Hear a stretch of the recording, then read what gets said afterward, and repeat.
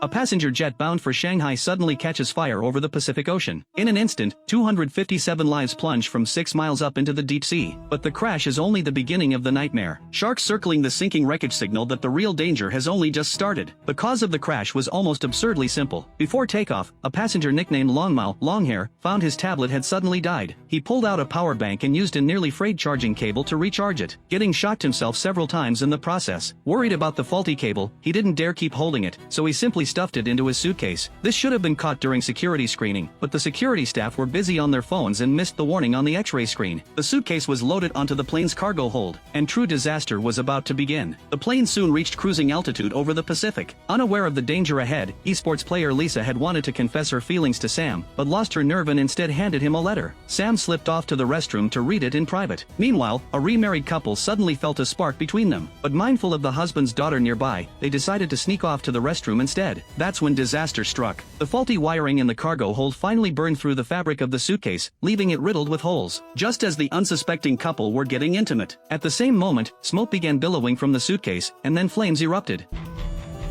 In the cockpit, co-pilot Old Bai and the captain calmly activated the fire suppression system, only to find it had malfunctioned. Old Bai radioed air traffic control. With the plane on fire, they needed an emergency landing. Controllers directed them toward an island some 400 nautical miles away. Realizing the automatic fire suppression had failed, the two pilots decided to send crew members down to fight the fire by hand. But by then the flames were already raging, and the handheld extinguishers proved hopelessly inadequate. Right at that moment, the plane hit severe turbulence, and a full-blown disaster began to unfold. A breach in the fuselage's underside created a pressure differential that generated enormous suction, sending objects flying through the cabin and injuring countless passengers. Captain Richard immediately ordered a descent, but the crisis was far from over. Even though many passengers had already put on oxygen masks, the powerful suction tore open the overhead luggage bins, battering passengers yet again. Fortunately, the plane managed to descend to 10,000 feet, and Richard moved to calm the cabin. This is the captain speaking.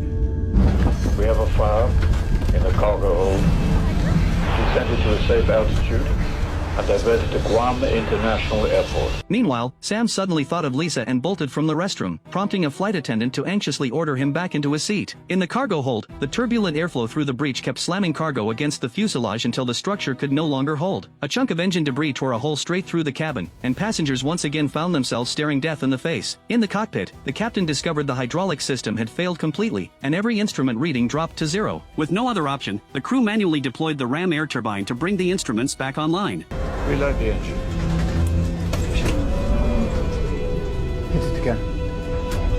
But the engines could no longer be restarted. By now they had dropped below 6,000 feet, with no room left to dive for extra airspeed. Richard was forced to make the heaviest decision of his career, dump the fuel immediately and attempt a water landing. The crew worked to align the plane parallel to the swells, raising the wings and lowering the tail. The aircraft finally struck the ocean surface at an airspeed of 170 knots. But to Richard's horror, this stretch of ocean concealed an underwater mountain ridge close to the surface, and the passengers were thrown into chaos all over again. When the survivors came to, they faced a scene straight out of a nightmare. The nose of the plane had completely separated from the rest of the fuselage. The nose and midsection were still floating on the water, while the tail section was nowhere to be seen. Surviving flight attendant Zoe, after comforting a young girl named Kara nearby, rushed to check on the cockpit, only to find Captain Richard's leg pinned hopelessly inside. Old Bai and Zoe grabbed a crash axe and tried desperately to free him, but couldn't budge anything. Worse still, most of the nose section, where the cockpit was located, was already submerged, and the windshield was about to give way. To keep seawater from flooding in and sinking the nose entirely, Richard ordered Old Bai to leave him behind.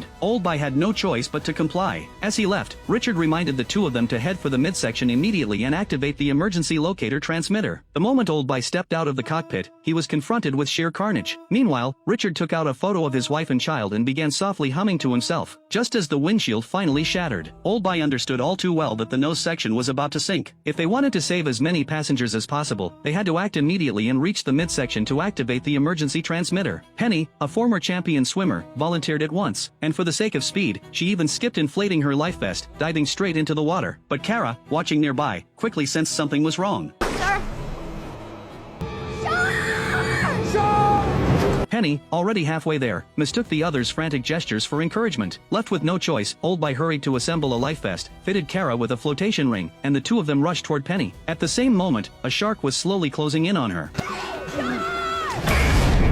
A moment later, Penny realized the danger too, but it was already too late. By the time Old Bai and Kara reached her, the water around them had turned a deep red. Meanwhile, passengers in the midsection had regained consciousness and stared in horror at the carnage before them. Because so many of them had gathered near the fracture point, the weight caused the coral reef beneath them to suddenly shift and slide. Quick reflexes saved a woman who had slipped into the water. Sam urged everyone to step back to keep the structure balanced. Some tried to comply, but they hadn't yet noticed the shark in the water. It turned out to be Lisa, who had fallen in and was desperately swimming back. The next instant, a man was suddenly dragged under by a shark. Bystanders moved to help, but this stretch of water belonged to the sharks now, and both men were lost. The man's son, a boy nicknamed Shohei, turned on Sam in a fury. If it hadn't been for Sam's suggestion to step back, his father would still be alive. Chaos erupted, but Old Bai arrived just in time to defuse it.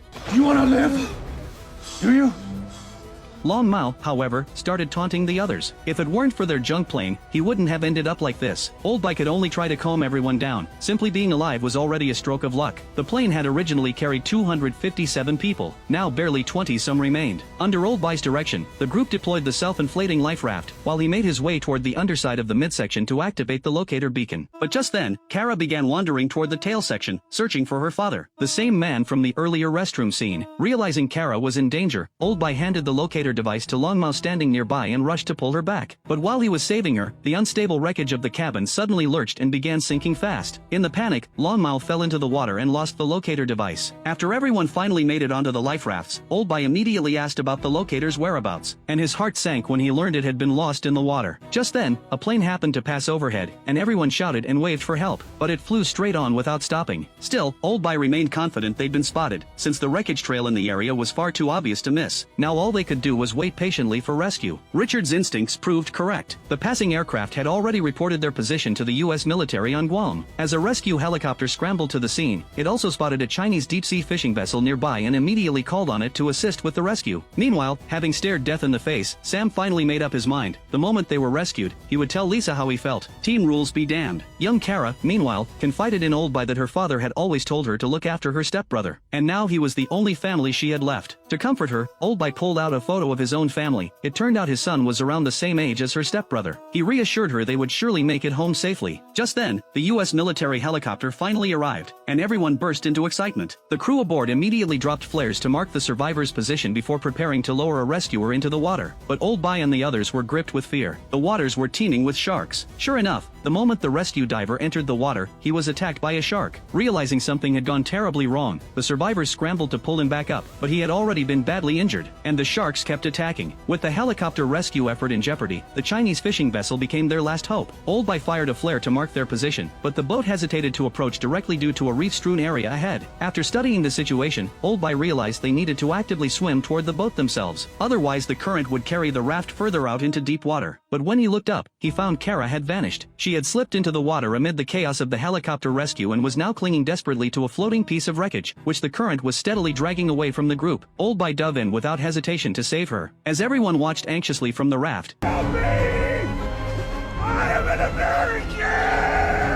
the ship's captain, for whom nationality never mattered, kept his focus solely on Old Bai, who had gone into the water to save the girl. He soon spotted a large group of sharks closing in fast on the pair. Fortunately, Old Bai and Kara managed to scramble onto the floating wreckage first. Old Bai then went back into the water, towing Kara toward the life raft. The captain saw clearly that the sharks were once again converging on the two of them in the water, and without hesitation, he ordered the hold opened, sounding the ship's horn continuously to draw the sharks away, planning to lure them off with the fish stored below deck. The tactic worked. Just as the crisis finally seemed to ease, Long Mao lay back on the raft craving a cigarette, only to find his lighter had broken. The Chinese fishing vessel soon drew alongside and began ferrying the survivors aboard in groups. Young Kara, however, kept her eyes fixed on the water, desperately hoping to see her brother and father again. Just then, cell signal returned aboard the ship. Kara suddenly remembered something and borrowed Old Bai's phone. Her brother was wearing a watch with GPS tracking, and she could use the Find My Device feature to locate him. The signal showed he wasn't far away. Old Bai immediately found the captain and asked him to turn the boat around to search. They soon found another life raft, but it carried only flight attendant Zoe.